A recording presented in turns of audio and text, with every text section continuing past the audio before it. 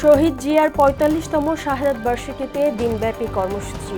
বাবার কবরে শ্রদ্ধা জানাবেন তারেক রহমান। কোরবানির বর্জ্য অপসারণ কার্যক্রম পর্যবেক্ষণ। সরকার নির্ধারিত দামে চামড়া বিক্রি না হওয়ায় ক্ষোভ। অস্থিরতা কাটাতে আগামী জুলাইয়ের মধ্যে পূর্ণাঙ্গ কর্মপরিকল্পনা, বললেন বাণিজ্যমন্ত্রী। এবং ঈদে সিনেমা হলে উপচে পড়া ভিড়। চিড়িয়াখানায় ডোনাল্ড ট্রাম্পকে দেখতে দর্শনার্থীদের ঢল।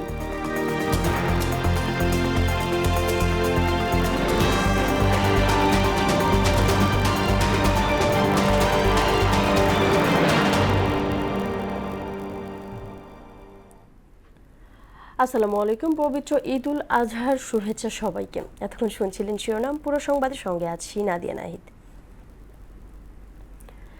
একটি গোষ্ঠী সরকার ও দলের বিরুদ্ধে চক্রান্ত করছে দাবি করছেন প্রধানমন্ত্রীর রাজনৈতিক উপদেষ্টা ও বিএনপির সিনিয়র যুগ্ম মহাসচিব রুহুল কবির রিজভী। সকালে নয়াপল্টনে কেন্দ্রীয় কার্যালয়ে সংবাদ সম্মেলনে এসব কথা বলেন তিনি। জানান, বিএনপির প্রতিষ্ঠাতা ও সাবেক রাষ্ট্রপতি জিয়াউর রহমানের শাহাদাত বার্ষিকী উপলক্ষে শনিবার বেলা 11টায় জিয়াউর রহমানের সমাধিতে প্রধানমন্ত্রী তারেক রহমানের নেতৃত্বে শ্রদ্ধা নিবেদন করা হয়।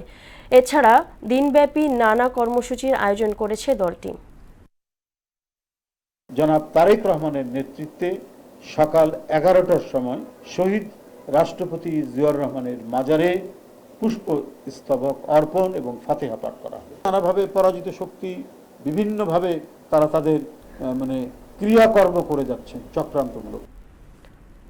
রাজধানীর বিভিন্ন স্থান ঘুরে কোরবানির পশু বর্জ্য অপসারণ কার্যক্রম নিজে পর্যবেক্ষণ করেছেন প্রধানমন্ত্রী তারেক রহমান।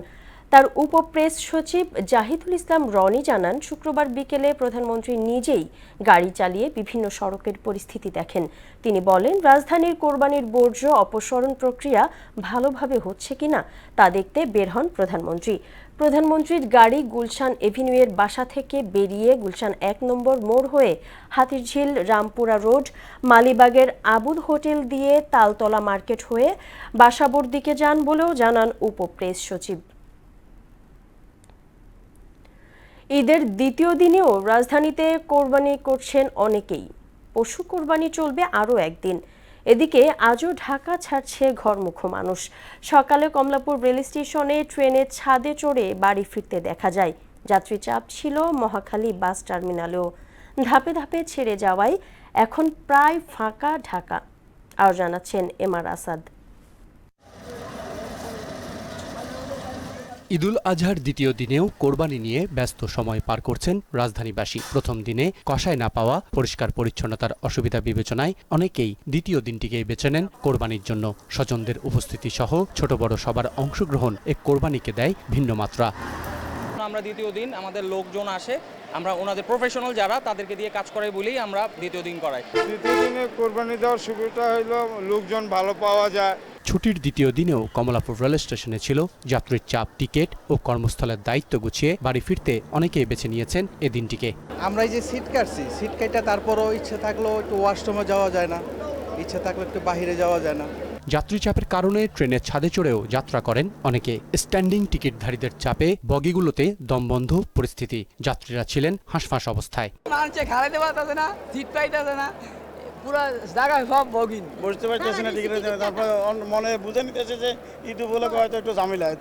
চাপ ছিল মহাখালী বাস টার্মিনালেও। মহাসড়কে যানজট ঠেকাতে তৎপর ছিল নিরাপত্তা কর্মীরা। এমআর আসাদ, মোহনা সংবাদ, ঢাকা। ঢাকার লালবাগের পোস্ত চামড়া শিল্পে দেখা দিয়েছে ভয়াবহ ধস। দেশের বিভিন্ন জেলা থেকে ট্রাক ও পিকআপ ভর্তি চামড়া এলেও কাঙ্ক্ষিত দাম পাচ্ছেন না ব্যবসায়ীরা।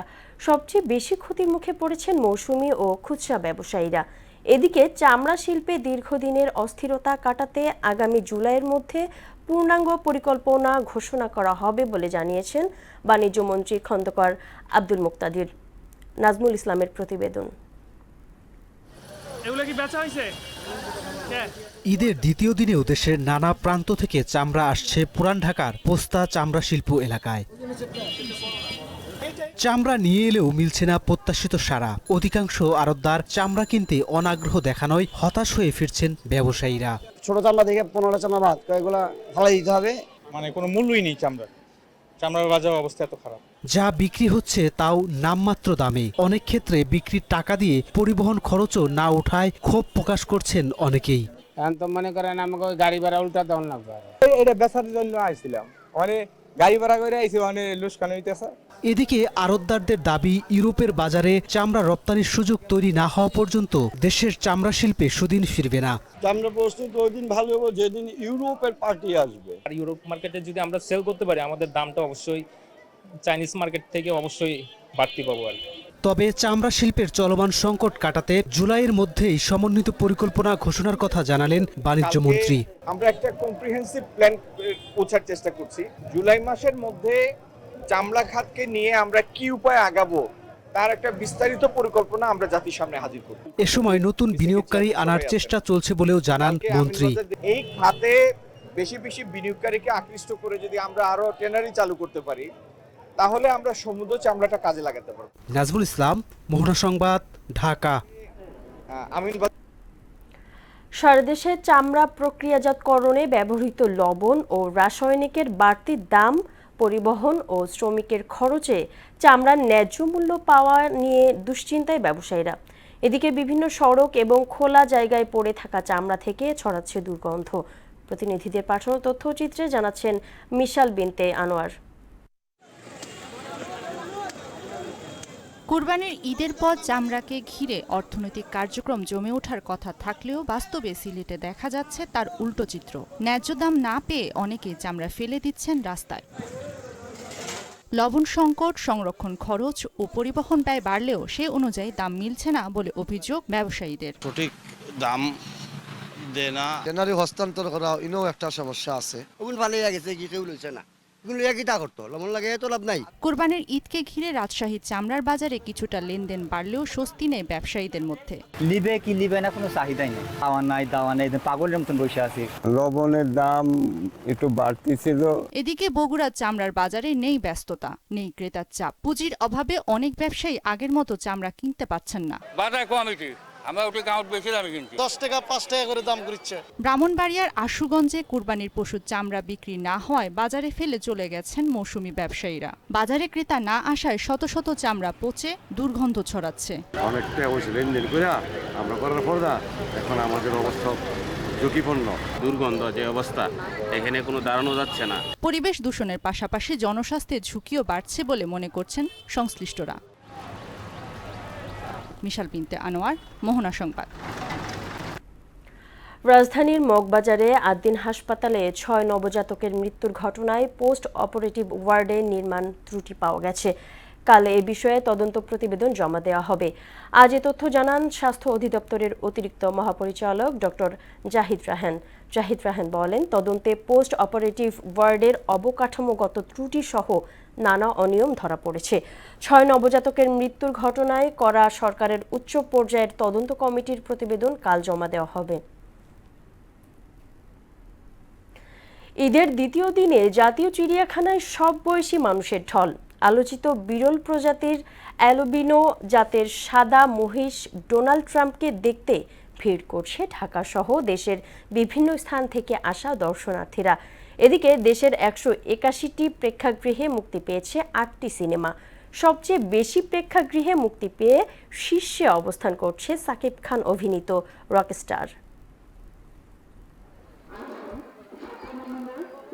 ঈদ ঘিরে ছুটির আনন্দে উচ্ছ্বসিত নগরবাসী। ঈদের দ্বিতীয় দিনে পরিবার প্রিয়জন নিয়ে রাজধানীর মিরপুরে জাতীয় চিড়িয়াখানায় ভিড় জমিয়েছেন দর্শনার্থীরা। সব প্রাণী দেখে আমার খুব ভালো লাগছে। আমি পাখি দেখেছি, বানর দেখেছি। শিশুদের সাথে সাথে আমাদেরও দেখা যাচ্ছে, ঘোরাও হয়, বেড়ানো হয়।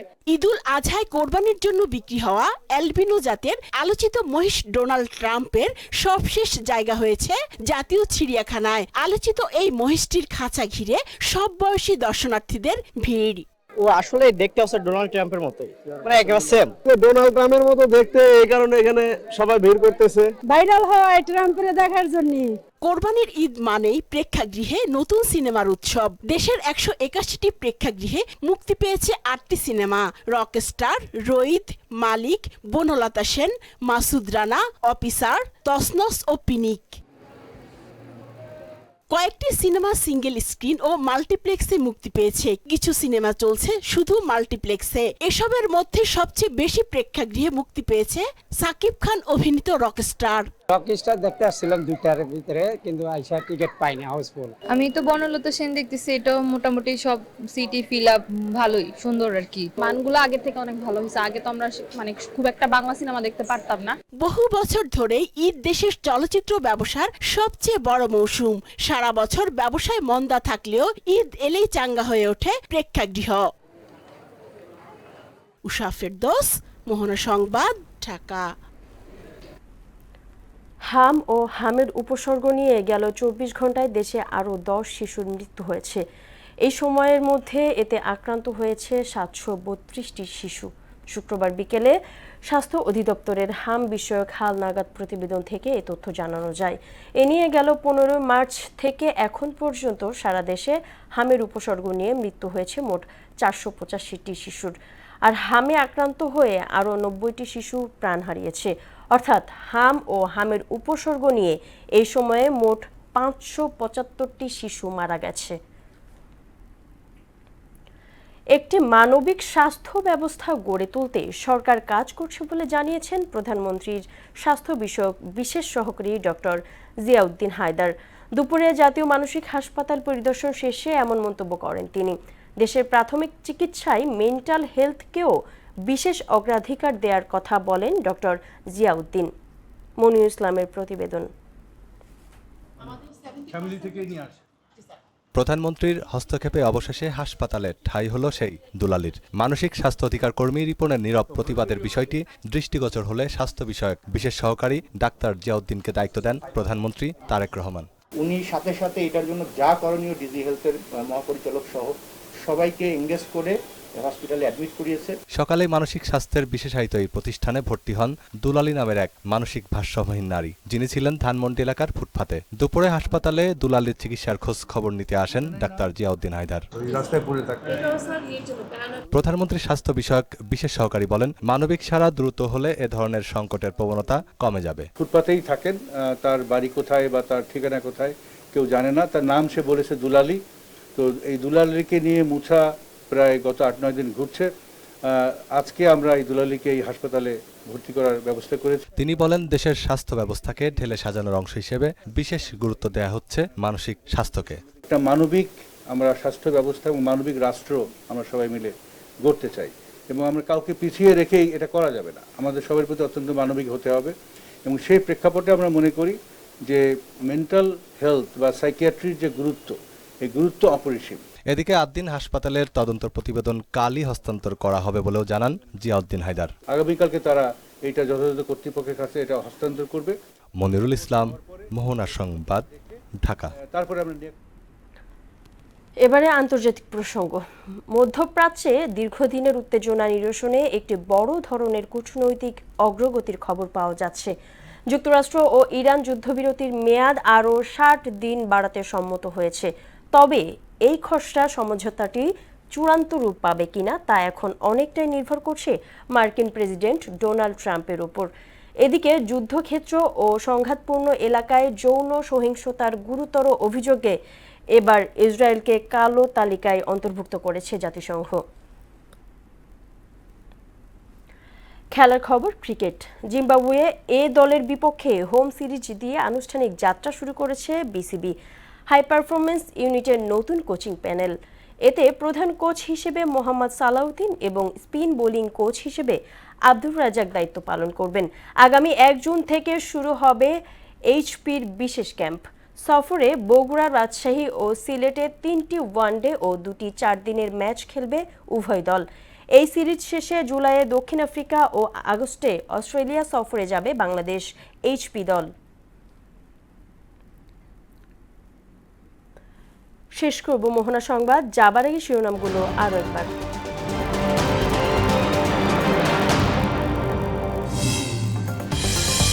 শহীদ জিয়ার 45তম শাহাদাত বার্ষিকীতে দিনব্যাপী কর্মসূচি। বাবার কবরে শ্রদ্ধা জানাবেন তারেক রহমান।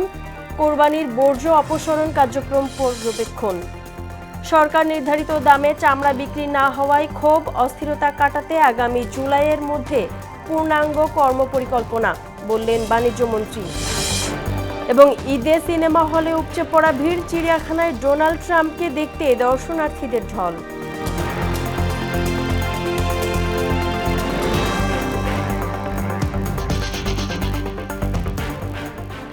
এই ছিল মোহনার সংবাদে। পরবর্তী সংবাদ রাত 12টায়। মোহনার সবশেষ খবর জানতে ভিজিট করুন www.mohana.tv। সংবাদ দেখতে পান ফেসবুক ও ইউটিউবেও। এতক্ষণ সঙ্গে থাকার জন্য সবাইকে ধন্যবাদ।